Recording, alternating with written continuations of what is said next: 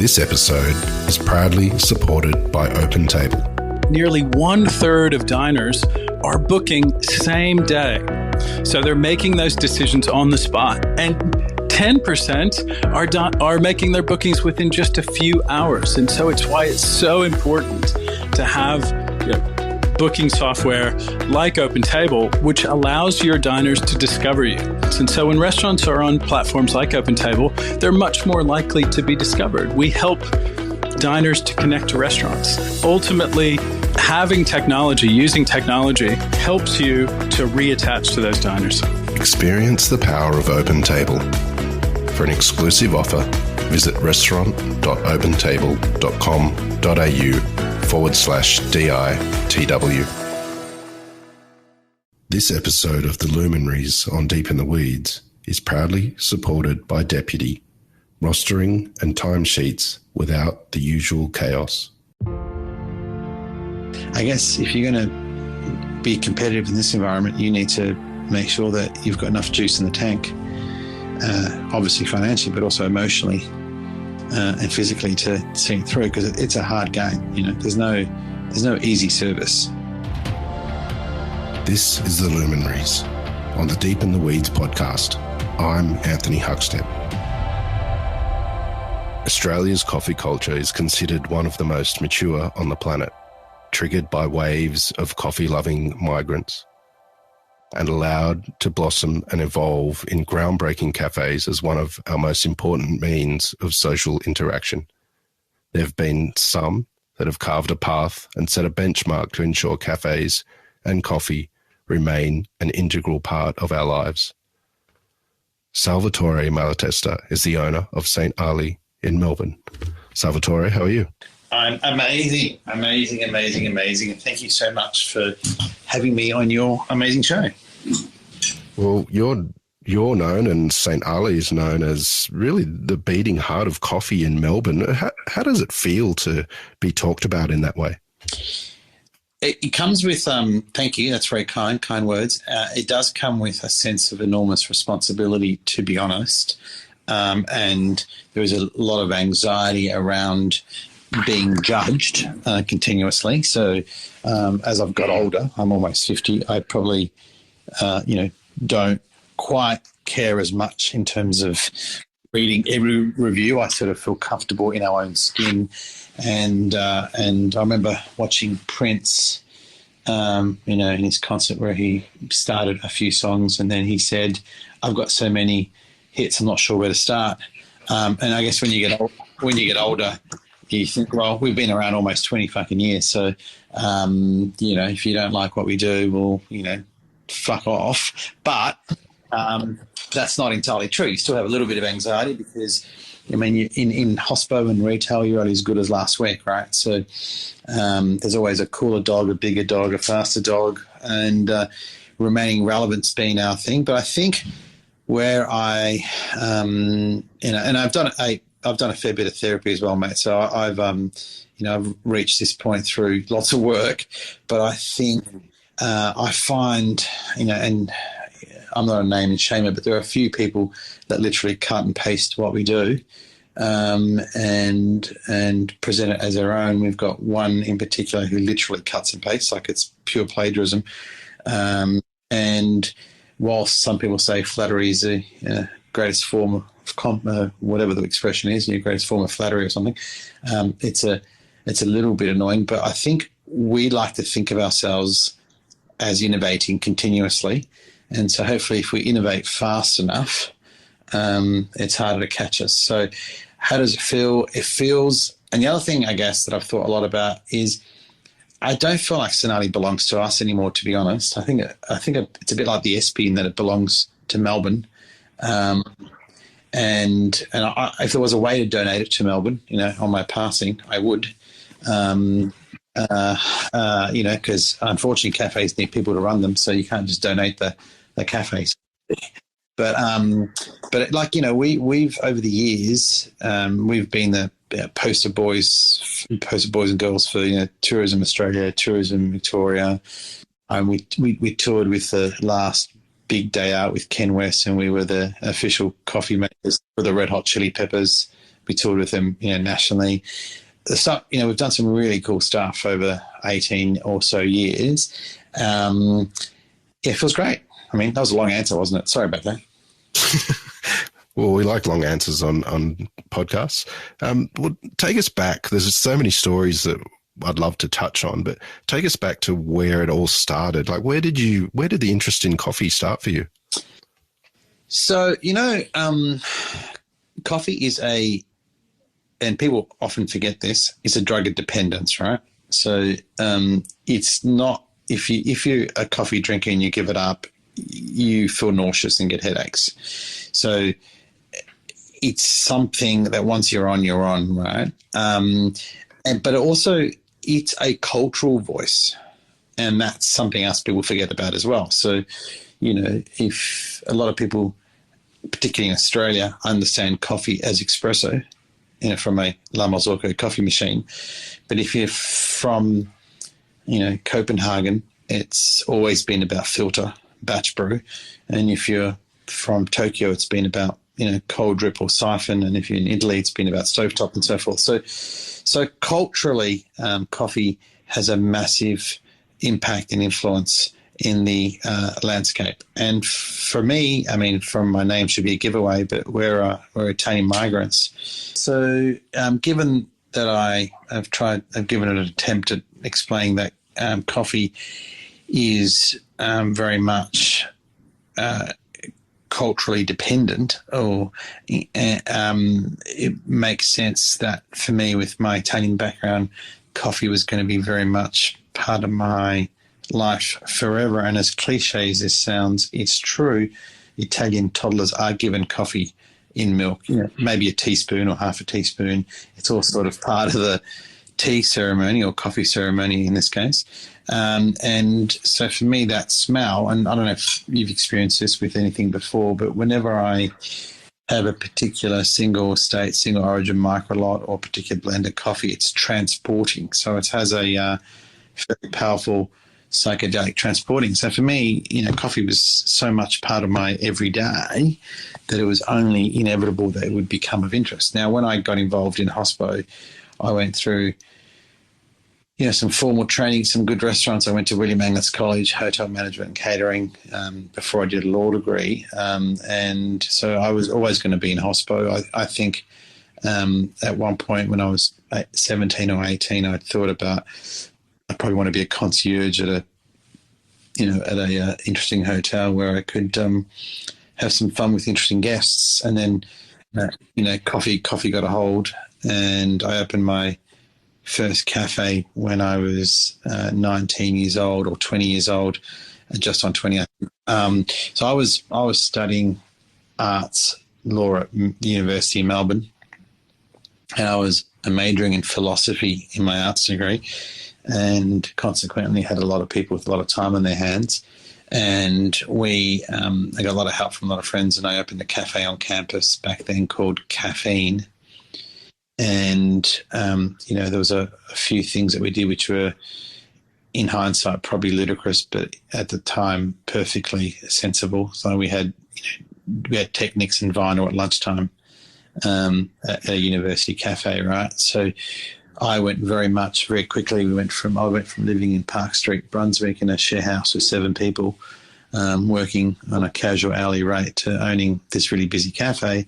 And coffee was the anchor for the offering, and it opened my eyes as to perhaps hospitality could be more than just a passion. It could also provide career option and some other opportunities, and that's what happened. And not in a million years would I have thought that's necessarily where my trajectory would have been, but it has a strong hold, right? Coffee.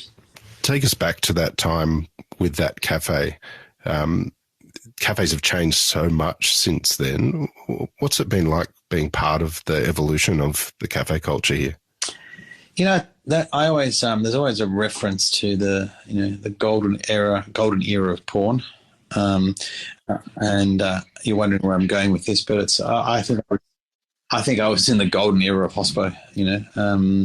The sort of Anthony Bourdain hospitality, which I realise now with some enlightenment and self-work, that hospitality burnt people out, and it came with a lot of demons, and came with a lot of issues, the long shifts, double shifts, that kind of hospo. And we probably should never go back there again. But that's the hospitality that I was brought up in, and so I remember, my first or second shift as a section waiter in a restaurant that I'll keep confidential for the moment. The head chef was pretty keen on terrorising everybody and ran that kitchen in the way that you might think old brigades used to work. But that was the hospitality that I knew, and that was the one that I was brought up in. And whilst it was tough and it wasn't for everyone, and there were plenty of dead bodies along the way, metaphorically, it was the one that we all understood and loved. And I think hospitality has changed from that. And back then it was sort of chef or restaurateur driven. So there was always the restaurateur and the chef. And then it became less about the restaurateur and became about the chef. And then it became about the chef and groups. And then it became about the chef groups and banks. And then it became, larger groups and sort of Excel sheet plays, if you know. And that's not the restaurants that any of us actually listening want to go to. We want to go to the restaurants that are the chef-driven or restaurateur-driven and cares in the detail. But it's just become a bit more like the Vegas model, in that large groups own lots of restaurants. And there's very few that can pull that off and make them good. Now, we're lucky enough to have a couple in Melbourne that do, and doing a great job. But that's sort of the hospitality as I remember it. And then what we have now, so then I drilled down into coffee specifically. So whilst it's the hospitality, what our main business is sourcing, roasting, and supplying, excellent coffee beans. So we can do that without running a restaurant, and we can do that. There are not no limits, but there are sort of no limits as to who you can sell to and how far you can go and so forth. So it's a different business, I guess, to the one I started and got involved in. Let's go back to that time and what you were like back then. What were some of the sort of challenges and adversities that sort of and failures that you had and lessons, but you grew from it? Oh, there were plenty of failures and plenty of lessons. Look, I think I had two gifts, I think, when I started out. One was poverty, so there wasn't much to lose, so it didn't really matter what happened, really, And the other one was inexperience and self-confidence. So I thought I could do it, right? Like I remember winning that tender at Melbourne Uni, and I had $18,000 saved. And I thought that was enough to open a cafe. It clearly wasn't. And then, as I juggled and moved things around and, begged and sort of that kind of stuff, for me, it was exciting to learn on the go and just go for it. And the good thing about being young and doing it, and, to anyone who's thinking about opening a business, the best time to do it is as soon as you can, because you don't actually have anything to lose, right? Once you've jumped on the trajectory and you've got kids and dependents and stuff, well, then you're sort of compromising other people. But when you're 19 and 20, I was living in a share house with 7 people, so the worst thing that could happen was I was living in a share house with 7 people. That was going to be the worst. So, and the worst was pretty good, so it wasn't that bad. So I know that if I had my time again, would I do anything differently? Look, probably not, because I probably wouldn't have done it. If someone had told me the business plan and the Excel spreadsheet and what I needed to do to break even, I would have said, "Oh, I'm not going to do that." That's a silly idea. So because I didn't have time to think about it, we just did it, and we got lucky, And one of the things I've always said in lots of interviews is that the reason for the success in the early days was that I was always the end user of the product, so I kind of understood the market. Back in the day, I don't know if you went to uni in Victoria, but back then, and maybe still now, or maybe even more so now, Melbourne Uni was considered, best in category for a lot of things. the offering on campus in terms of food and beverage was, fried dim sims and 600 ml bottles of Coke. And, I remember every day we used to walk off campus and go and eat at Tiamo's or whatever, because, we didn't want a dim sim and a bottle of Coke every day. And so it wasn't difficult for me to conceptualize and know that a cafe on campus was probably going to be successful, because 100 of us would walk off from my faculty every day to go and buy coffee and stuff off campus, right? And back then, when I remember approaching my brother saying, "Can I borrow some money? I've got this idea. I want to open a cafe on campus." The standard position back then was, that's the most ludicrous idea ever. Students don't have any money. Who are you going to sell food to? And I said, students always have money for drugs and parties, and they always have money for coffee and festivals. They don't have money for rent and food, And that was the approach that I took, and it was kind of right, people would always part with money for good coffee, and we were always, more expensive than everybody else. I remember, we opened at La Trobe Uni one year, and I think coffee was $1.70 or something before we opened in the student cafe, and we were at $3.50, which was considered, like $8 today or something, and we had it, queues all day long, and students would thank us for being open, like rather than resent the $3.50, they'd be like, "Thank you so much for this. This is awesome," And so it was like we were always pioneering and reaching out to lands that people didn't believe in. And for a while there, some of my now peers used to enjoy in making jokes at my expense about being the university king, until they realised universities were a great place to be in. And by that stage, I'd done 15 venues in university, so I was quite happy. Not to mention, by the way, that I don't know if you, like I said, what uni you went to, but it's a hotbed for political thought and enthusiasm, right? Or was then anyway. So you're around people who are love challenging, love experimenting. Like, what an environment! And once you're back in the day at Melbourne Uni, once you're on campus, it was like being on the moon. Like, it didn't matter what happened outside. It was like this sort of gated community of committed academics. So it was good fun. Tell us about the beginnings of St. Ali and how you pulled it together. Yeah, there's lots of stories about this. So I think we should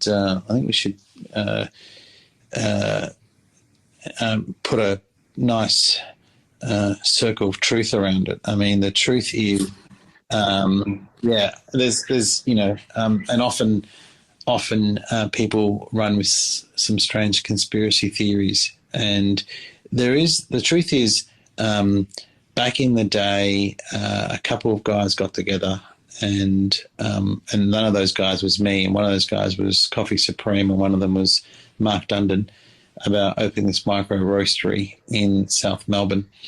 And Supreme pulled out, and then Mark went balls deep on his own. And I remember it was like third week or something of him being open. And a friend of mine who owns a business called Soul Fresh, his name is Dee, and now he's a CEO of Soul Fresh, but was back then a one-man sort of business. He rang me up and he said, "Dude, you got to check out this cafe. It's unbelievable. It's in a garage in a laneway."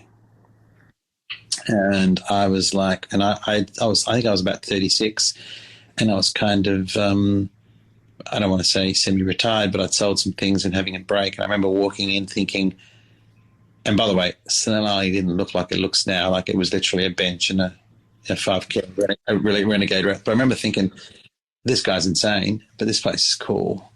And it's really cool. And I don't even know why it's cool, but it just feels cool. And I remember thinking the name was cool. And the name came about through, St. Ali being the patron saint of coffee, after the goat herder who discovered the coffee bean, Muhammad Sabir ibn Ali. And I thought, what a fucking story. This is in its pants. And so I, worked out who Mark was and tapped him on the shoulder, and we had a couple of chats. The first two, he told me to fuck myself. And then about a year later, I did the do and then took Sonali from there to the world.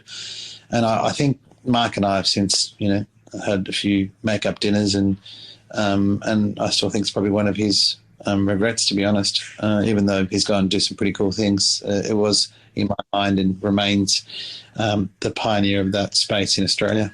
Well, tell us about the evolution of St. Ali once you got your hands on it. Are there some really key moments that you can tell us about? Yeah, well, I mean, so St. Ali was about 13 months old when we, when I got my hands on it, and at that point, what I know now, we used to roast on a 5 kilo Renegade roaster, which if there are any Renegade fans out there, then you need to get your head examined. It was like using a terrible toaster. So, we quickly moved to a ProBat, and, ProBat's probably the benchmark for,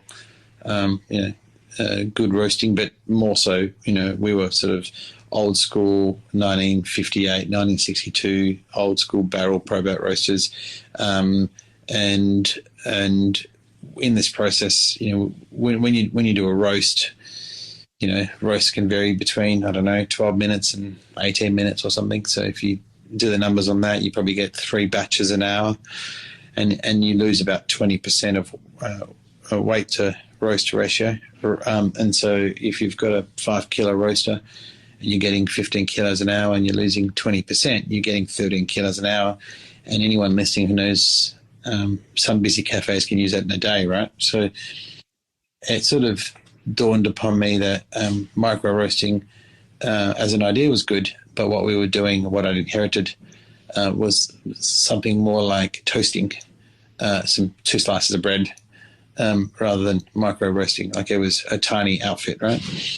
And so, but it took me at least 5 or 6 mistakes to realize I needed to spend resources on the bits that mattered, like green sourcing, and rather than hand packing, And so that journey, and I didn't. And by the way, it took me a while to work that out. So while I was trying to understand why the commerce of roasting coffee didn't make any sense, like it was more expensive to roast my own coffee than it was to just buy coffee, I went on this sort of evangelical tirade.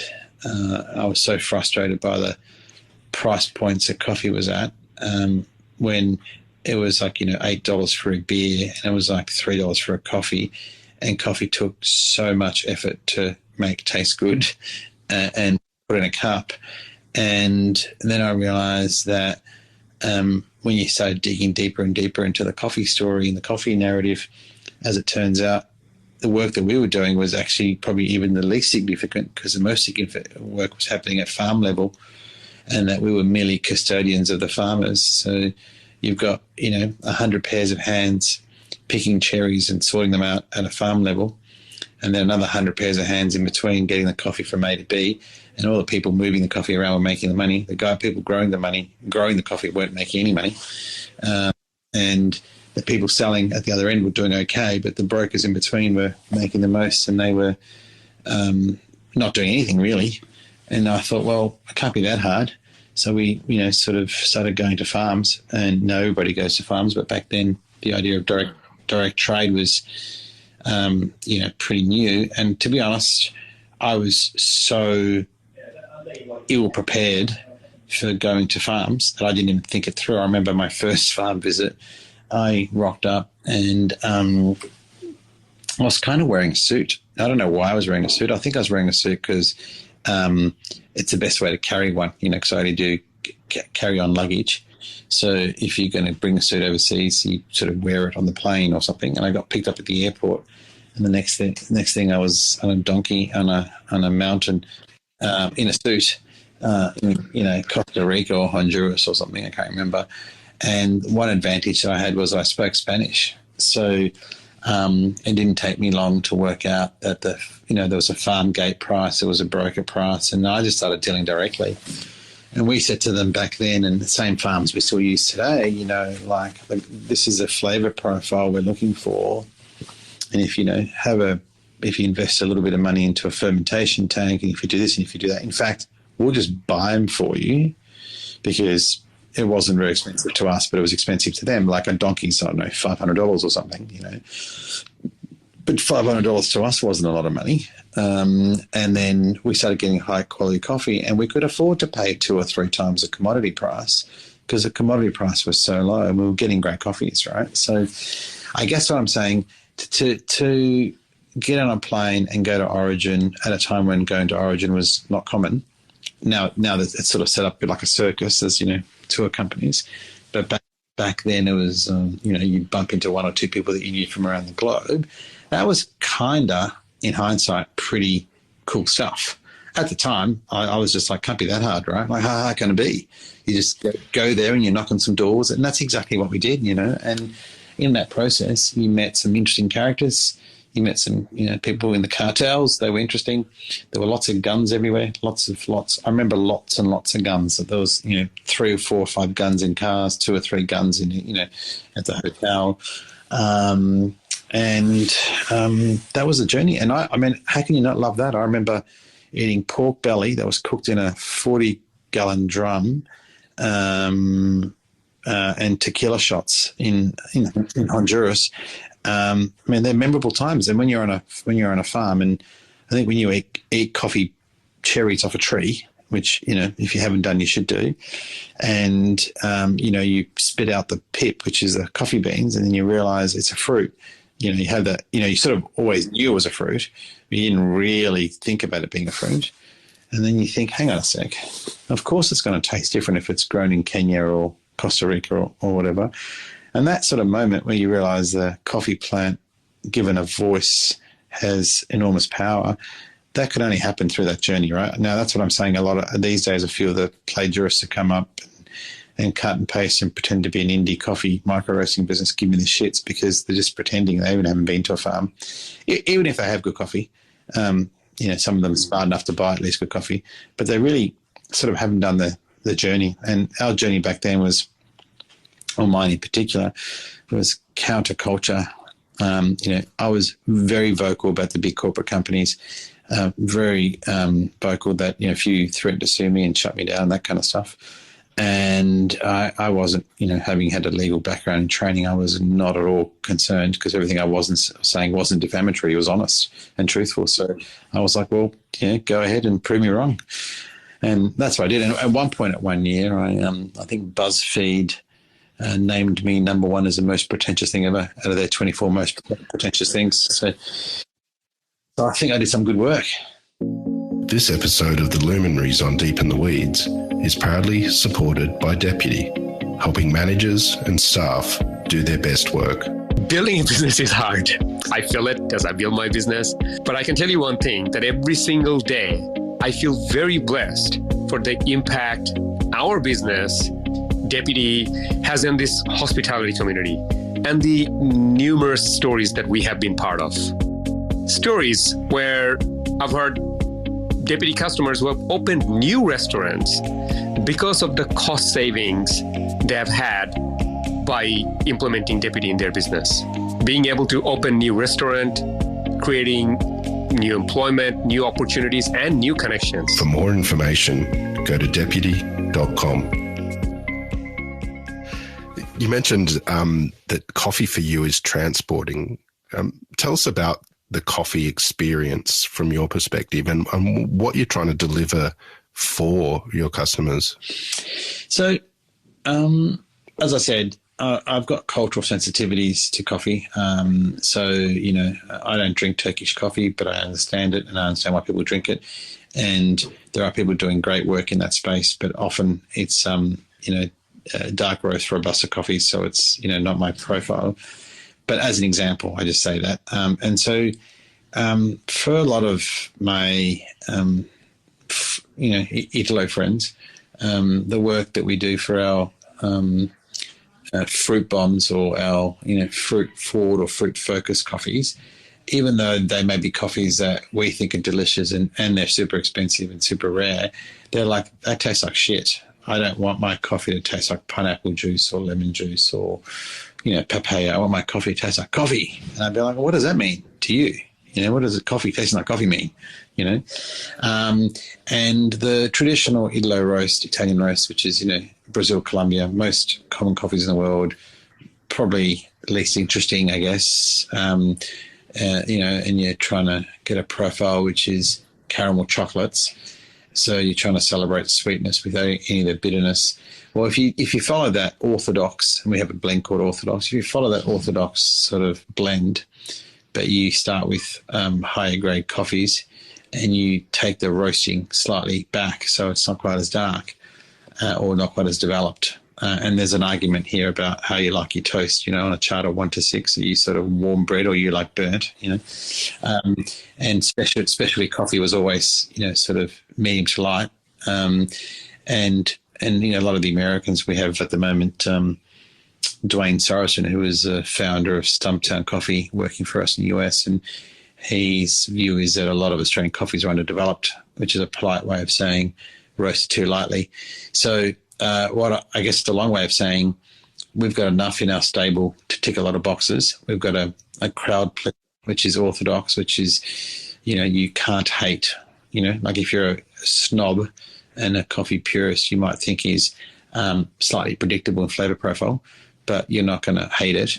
And then we've got, at the other end, Idlo Disco blend, which is what I just described. It's a traditional Italian coffee made for people who are searching for those caramels and chocolates and want to cut through milk. And then all the way down to our single origin, single state program where, we just released a geisha last week and, like I said, the flavour was full of fruit. And so even when it comes to mouthfeel with coffee, if you think about it, if you're an espresso drinker and of that ilk, you're wanting mouthfeel and you're talking crema and mouthfeel. But if you're a in-the-cup profile guy and you're drinking siphons or pour-overs or batchies or whatever, you're looking for flavour, and so you're looking for a more tea-like consistency.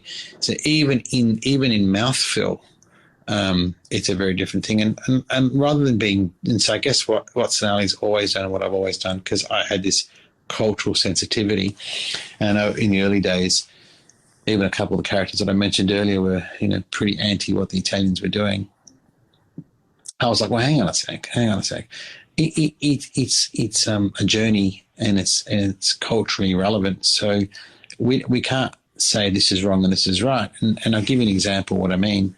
When it comes to something a bit more obvious, like wine, I am probably considered a pretentious wine drinker rather than a pointy end wine drinker. And I'll tell you what I mean. So I've experimented with naturals when it comes to wine, the oranges, and 1 in 10 are unbelievable and 9 in 10 are just crap. And I just can't be bothered with having a crap wine experience. So I'll, and this is lazy because, to navigate the crap from the good requires a lot of work. So I'll tend to order a Chablis or Pinot Noir, and I know where I'm ordering it from, and I'm pretty guaranteed to have the flavour, explosion in my mouth that I want. Now, if I'm in the hands of a capable som, and you mentioned Jess Ho earlier, so if it's Jess or Urumu and they're going to recommend a natural for me, sure, I'll run with the som recommendation. But and that's the same with coffee. If you want your coffee every morning as a kickstarter and as a moment of reflection and mindfulness, you don't necessarily want a fruit bomb journey. Like you just want a coffee that's going to taste delicious and get you going. But if it's 3 o'clock in the afternoon, you've got a bit of time, and you're a foodie and you're sitting at a bar at our new slow bar at St. Ali, and you've got our salad project. So we've got over 100 coffees frozen, dating back a few years from different harvests, and you want to traipse through the salad menu and choose a coffee and pay $25 for it and wait 15 minutes for it.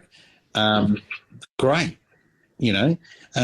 but they're very different experiences, right? And I guess that's my journey with everything. Like at home, we only eat well. I always say I don't want bad calories. Like I just don't want them. I mean, I'm too old to have calories. I'm too old to have bad calories. So whatever we're going to eat, it's going to be good. And if I want to eat crap, and sometimes I do, proper junk, then I'm celebrating the junk, and I'm washing it down with a good old Coke, which might happen once a year or twice a year, but that's the experience that I want then. So no judgment from us, and that's one of the things that I think, unfortunately, people think we are pretty judgy and pretty cliquey and pretty hipster, but the truth is we're not. It's your journey, and often when I'm selling someone a piece of brewing equipment, my first question is, do you have a budget? Because if you don't have a budget, well, then we can go anywhere. And if you've got a budget, then, a good Mockmaster for $400, plug and play on the bench, is going to give you pretty much everything you need. If you, start your journey there, and everyone starts their journey in coffee, actually, probably most people in milk. So they're not really drinking coffee anyway. They're drinking like a coffee-flavoured milk product. Early in their journey, they're adding sugar. So, I watch my own children. My daughter's turned 19, and she always used to drink a cafe latte with one sugar. And now she's already at long max stages. And, by the time she's 22, she'll be only blacks. And then she'll, be tight, you know what I mean? So, everyone who works for me who's been around for long enough, no one drinks milk. And I'm like, well, that's a problem, don't you see that, given that 90% of people still drink milk? And we need to be tasting coffee as to how they drink it. What's added to the complication is all the alternate milks these days. So, this might taste great with soy, but not oat, and not good with almond, but not walnut, and so on and so on. So it's quite complicated, mate. Long answer for you. Well, St. Ali is one of the best cafes on the planet. Well, lots of people think that starting a cafe is a good idea for them. Well, what would you say to those thinking about getting into the business? It's been very kind to me, Hospo, and cafes, and I love it. It's, I think before I answer that question in relation to cafes, I just think business full stop. I think if you could do a personality profile test, what I mean is if you can look in the mirror and you think, am I a high risk or low risk individual? Because if you're low risk or even medium risk, then I say don't do anything, because you'll stay up at night time and get stomach ulcers. If you're a high risk individual, then I'm saying, yep, it's a good start, because hospo's pretty high risk. A lot of them go under. Not many of them, and not many of them survive. Not many of them survive more than 3 years. There's been a lot of food and beverage venues that I think of over the last 20 years that are no longer with us. Very few reach, iconic, classic, decade status, and even fewer 20 years beyond, right? So, 20 years is our benchmark. That's what we're going for. We're 2 years out. So, and I guess you got to. So it's once you've done that assessment, you've got to. If you're going to get into cafes, you have to love people, because one of the sort of trends that happened with hipster coffee bars is that the barista never spoke to customers. And the barista was so focused on the craft that, he didn't need to talk to customers. He was just focused on the craft. And that's sort of, we suffered a bit of that in the early days, but that's not the venue that I want to be in, I don't necessarily want the waiter or barista to be my best friend, but the human exchange and the and the warmth and the hospitable exchange is something that I would want in my barista or server or whatever. So if you don't love people, I wouldn't get into cafes. And then I guess unless you've got a large inheritance or are keen to halve your wealth, I would be, treating it like I would be doing the numbers before you do anything. And then in that advice, I'd say the biggest killer for operators is occupancy costs. And in occupancy costs, I include obviously rent, but the additional occupancy costs these days, which are no longer a rounding error. But when I started out, no one actually thought about electricity or gas. They came monthly, but they were like, I don't know, $500 or something. And now they're like $5,000 or something. So it's like $1,000 a week, in juice to run the cafe, right? So that's the biggest number that you can't change. Once you've locked in those numbers, if they're too high, it's pretty hard to turn tricks unless you get lucky and you're really busy. And, there are some rentals being paid out there by some of these large groups. I think, well, you need to do 10,000 people a week, because if you don't, it goes backwards pretty quickly. And then, I don't know, I think if you're a young person starting out, you need to accept that for the first year or 3 of your life, it's pretty much all you're going to do. And, it's strange, right? Because when let's talk about sport for a minute. When someone's a Olympian or a marathon winner, I can't remember the names of the guy that broke two hours for the marathon. Remember the guy's name? I can't remember it. Anyway, when you're that guy, if all you do is train and eat to train to train to eat to train to eat, and that's all you do, that's like respected, right? It's like there's tears at podiums. There's kind of like, there's lots of sort of adoration. But if you do the same in business, you're psycho and you don't know the difference in work-life balance, right? But if you want to be Melbourne's best restaurateur, or Melbourne's best barman, or Melbourne's best chef, you're going to do nothing but that. And you're going to do that until you are. I mean, you don't become Rene Redzepi or my favourite in Australia at the moment, Josh Nyland. I hope he's listening, because that guy, I'm not a groupie, but geez, he's bloody good. I don't know if you follow his work, but that fish butchery stuff, unbelievable. Like, it's one of the reasons I want to move to Sydney. It's all he does, right? He eats, swallows, studies fish, and he works all the time. So I guess if you're going to be competitive in this environment, you need to make sure that you've got enough juice in the tank, obviously financially, but also emotionally and physically to see it through, because it's a hard game. There's no easy service. The pandemic meant that reinvention was required for everyone in the food service sector. What did you do? I feel like you just ignored my advice there. It was not the advice you wanted. Hang on. Yeah, it's great. Everyone should open a cafe. Is that better? No. What did I do? So, yeah, look, my pivot story, I've told it so many times I bore myself, so I'll try and get some enthusiasm. But I got pretty lucky with my pivot, and truthfully, if not for this, it would have been a very different pandemic for us. I was in Koh Samui, probably on my, third drink, when my best friend, who owns a Legionnaire's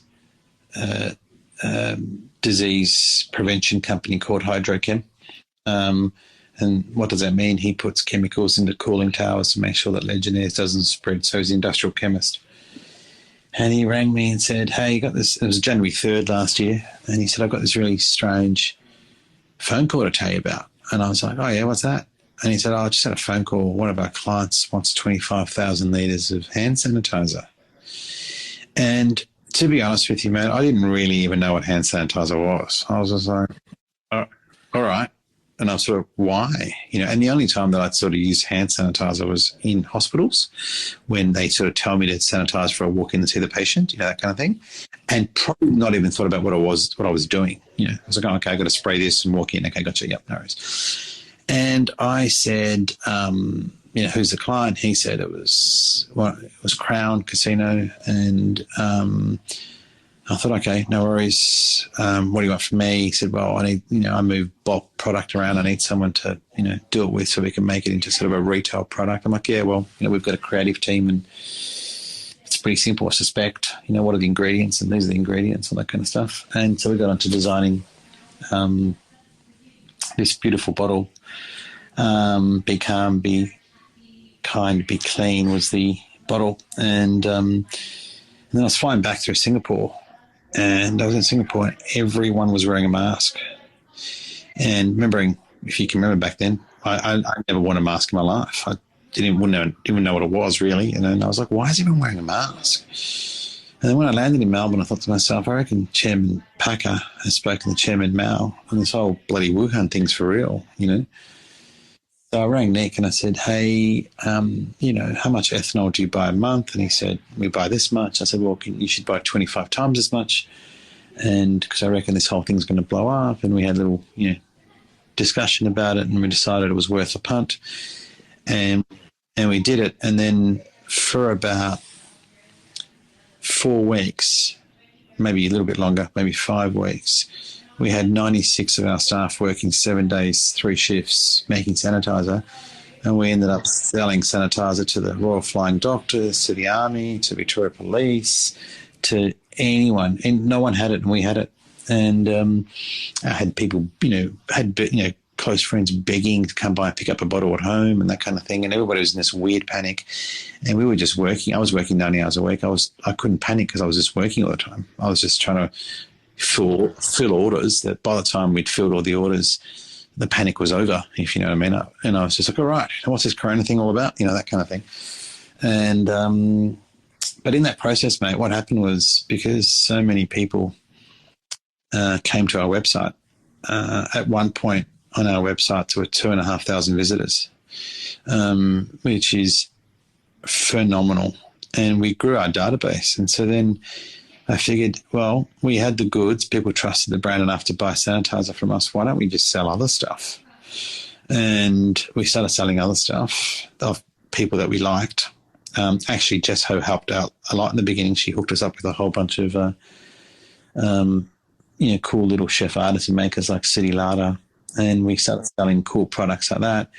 And then sort of overnight, it seems, but maybe not overnight, over a period of about 6 months, we became an online sort of pantry. And we went from moving 1,000 boxes a month online to 12,000 boxes of stuff online. And every time we hit a hurdle, the most embarrassing hurdle was I watched my coffee go from Port Melbourne to Clayton to Redfern to Newcastle, back down to St Kilda, delivered to a customer. And you can see the tracking thing, and I was just like, this is so fucked. And then I thought, we've got 15 trucks anyway. Why don't we just put the trucks on the road and deliver our own stuff? So I put the trucks on the road, and we got all our baristas and stuff just delivering. And then we made this promise that we would deliver anywhere, including Mildura and anywhere in Victoria. So we did, and we grew the business. So come to the other end of, I think it's end of lockdown 6 on Friday. We've now got a very different business to the one we had, and probably one we prefer. We've got a online presence, which is, I've never compared it to anything else, but I'd say it'd be second to none. We've got a whole bunch of products we've come up with and released, like a Cascara soda, a Cascara Negroni, a fresh iced coffee product, etc. We've got a whole bunch of artisan makers that we sell for and trust us to sell for. Even some of the ones you can't get, like Tom Seraph and the hummus guy. And we've got our traditional wholesale business, So it was quite the pivot, and it was continual pivot. And I always say that, you probably don't have any Rocky fans out there, but Rocky 1 was still my favourite movie ever. And maybe not Rocky 5, but Rocky 1. And when the Sly Stallone's in round 12 and he goes down and Apollo Creed thinks it's all over, and then he gets up again. And Apollo Creed, the look on his face where he thinks, you got to be fucking kidding me. And then Rocky wins at round 12. That's what it felt like every day for 18 months. It felt like round 12 of Rocky 1. of Rocky 1. Yeah. Thank God we're opening. That is extraordinary. Coffee has underpinned everything you've done in your incredible career. What is it that you love about what you do? Well, I sort of, if it was about just making cash, right, I sort of wish I was interested in tech or fintech or something, because, those guys are working at a garage one day and then they're in the papers at $39 billion the next day. So it's not about making money, because I would have moved, right? I'm a very sensual guy. I just love food and beverage. and I love the makers. I love everything about it, So whenever all our family holidays are always about restaurants. So, I remember the most beautiful experience we had, and maybe some would say it's cliche, but it's just the truth, Rene Redzepi, Noma, whenever he comes to Australia, comes to Sally, and I tried to get a booking there at Noma before it moved for 5 of us, but the three of us were kids, I think we were 12, 10 and 8 or something, and I couldn't get a booking, so I hate pulling favours, but so then I rang him. I said, look, we're going to be in your hood. Any chance for a table? Of course, no problem. Yep, of course, we'll sort it out. And we rocked up to Noma, and we're standing outside the Noma sign, and taking a photo. And then Renee opens the door and welcomes the family to Noma, and all the service staff and all the chefs are in a row, welcoming us in. And my kids thought I was like a king or something. They're like, oh, you're like a king. You're like a king. I'm like, yeah, man, I'm like a king. And then Renee came out each course he would describe what he was going to do next and how he was going to do it to my children, who were, kids, proper kids, like 12, 10 and 8. And then after the, 3-hour lunch, we went back a house and we played fizzball, table soccer with him, in the kitchen. And then we went to his fermentation room, and it was like a 5-hour journey. And till this day, that's all the kids talk about.